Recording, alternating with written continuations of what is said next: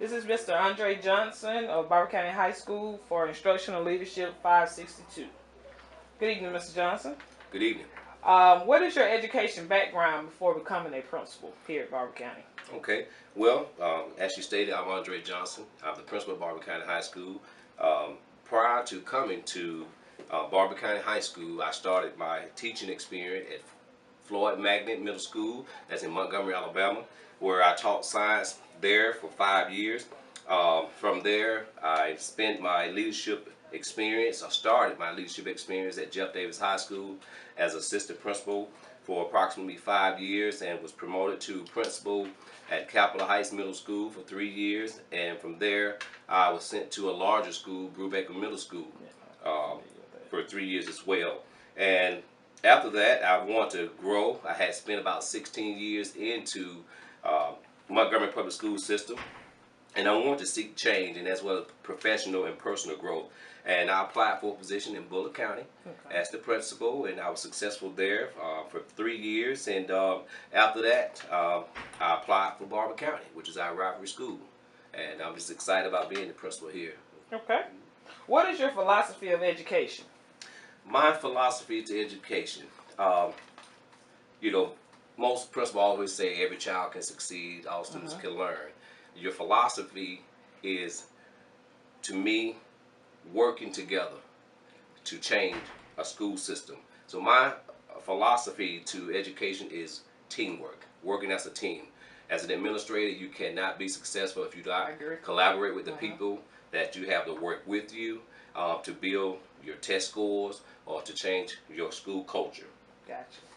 And speaking of school culture, what do you feel is the most important factor contributing to school culture? Okay. Again, I stated school culture is a collaboration of all stakeholders. It's going to take a village, as they say, to raise a child. Yes. When you come into a new school district or a new school, you have to do a great deal of observing. Observe your culture. Culture is a traditional belief, and you just can't come in and expect change immediately. So it takes a lot of patience, a lot of collaboration with all stakeholders, a lot of buy-in. And in doing so, that means planning, teamwork, making those decisions together. I'm not familiar with the culture, so I'm going to have to inquire additional support from those who are familiar, and those are the local teachers that are existing in the school district. Okay. What do you feel is the #1 factor in improving student achievement? Okay. In order to improve student achievement, you must first know where you are. You have to know how students are performing. Students cannot perform, they're not performing well if they don't have goals. So therefore, you have to give them some goals. There's short-term goals, then you set long-term goals. But identifying with your students' weaknesses and their strengths, and then you chime in on those by implementing a strategic plan for success, which will give those students an opportunity in the classroom to really engage on those necessary standards that need to be retaught. So analyzing data, getting your teachers together, having your data meetings, and coming up with a strategic plan to monitor student progress throughout the year. Very good. What would be your suggestion for funding and keeping qualified teachers, just say here at Barber County, because we have a very high turnover rate with teachers?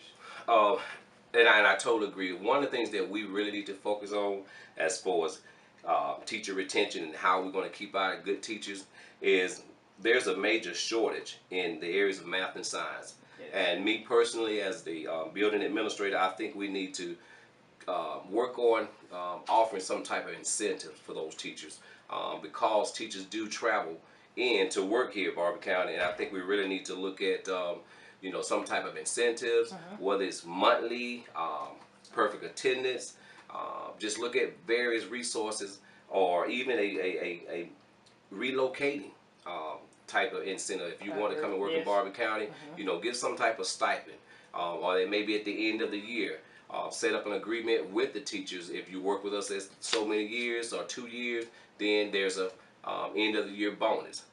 That is just some of the things I think we should consider to keep highly qualified and effective teachers. Very good. What are your thoughts on progressive discipline? In particular, in our environment at Barber County High School, progressive discipline it's a must. Coming into Barber County, I did a total observation of the entire campus, and I realized that change has got to be made. Exactly. Students was kind of at will, if I could say, feel the need that they can do as they chose to do in the classroom, a lack of respect for authority. So progressive discipline is what it is. You have to say what you mean and mean what you say, and hold every student accountable. Be consistent in making your decisions, and reinforce good behavior. Reward those students for doing well. Progressive discipline is wonderful, but you must have discipline with compassion. Gotcha. All right. How do you work with your assistant principal to achieve the vision and mission of Barber County High School? It goes back to teamwork. They said teamwork make the dream work. Assistant principal, to me, all due respect, is a principal. Okay. Yes, she assists, but it's a hand in hand. You scratch my back, I scratch yours. We all in this together. But you must lay down your vision. And as an assistant principal, it was my duty to support the vision of the principal. But there are times when the assistant principal will give advice, and so you have to be open to advice, because it's a learning process for the assistant principal as well as the principal, especially when you have a new assistant principal coming into a new district who may be used to seeing things handled different. And that's wonderful, because you learn when you work under different leadership. But the assistant principal supports the vision of the principal, but the principal must in turn reciprocate. Gotcha. You know, because she's a leader in that building, or he's or she a leader in that building as well. Okay. What role should a principal play in the professional development of his or herself? Okay, well, without professional development, your teachers don't grow, your students don't grow, your leaders don't grow. So it's imperative that you provide those resources to send your teachers on various types of leadership training, whether it be classroom management, whether it be curriculum and instruction, whether it be technology driven. You must provide additional training. No one knows it all. Okay. You must work together, and there's always room for improvement. So you have to provide professional development, especially with the fast pace of technology in our society now. The trends are changing. There's new curricula out there, so we always have to be ready to adjust.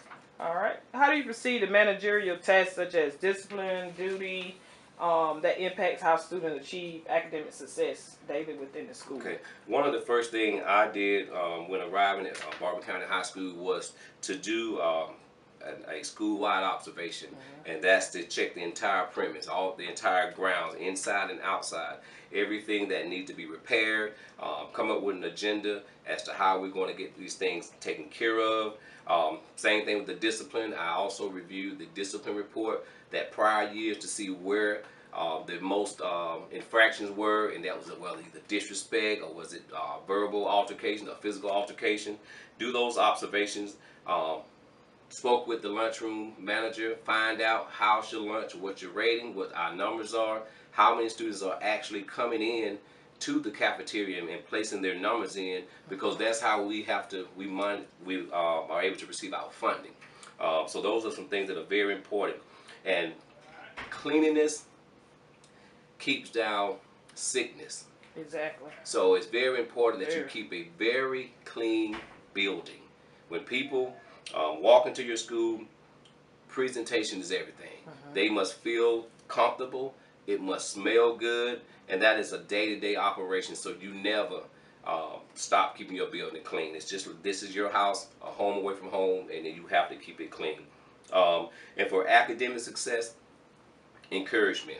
Make sure teachers are teaching, making sure that they're following the state standards and guidelines, making sure students are going home and sharing with their parents their homework, or if they need extra after school tutoring, and offer additional incentives, because now we find students are very relaxed and they're not motivated to learn, so we have to encourage them to be consistent in the classroom. And finally, how do you think the role of principal has evolved from when you first entered education as a teacher? Well, we know change is inevitable. Life is going to forever change. And that being said, when I first started out as a principal, I'm finding that we're dealing with more disciplinary issues.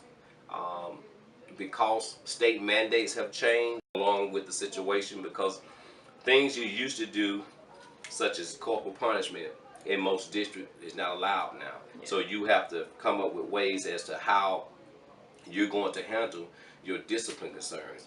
You could paddle a child, it normally would work, but if you don't have the resources to have an alternative school, then what are you going to put in place to deter those same type behaviors from reoccurring? It has become even more stressful. Yeah. But I must say this: I love what I do, and once you still have that passion and that zeal, you look forward to coming to work. Okay. You have to take ownership as a principal. Some look at it as a paycheck, but when you compare the number of hours, the number of interruptions that you have from day to day, it's not about the money. You have to have the heart for children, and that's what keeps me going as a principal. Well, I appreciate it, Mr. Johnson, and I thank you for your time. Thank you. Okay.